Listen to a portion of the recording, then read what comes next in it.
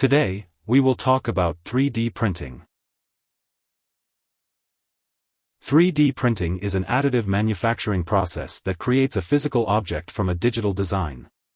It works by printing thin layers of material, such as liquid or powdered plastic, metal, or cement, and then fusing them together.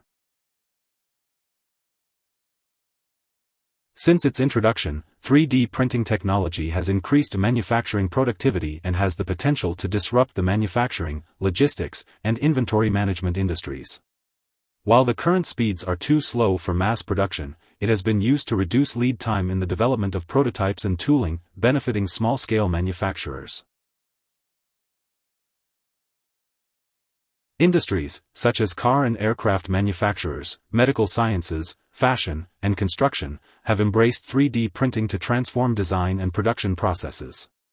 For example, Boeing uses 3D printed titanium parts in its airliners, and construction companies are making breakthroughs in 3D printing materials to build homes.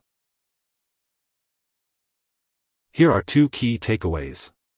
1. 3D printing is an additive manufacturing process that creates physical objects from digital designs by printing thin layers of material and fusing them together.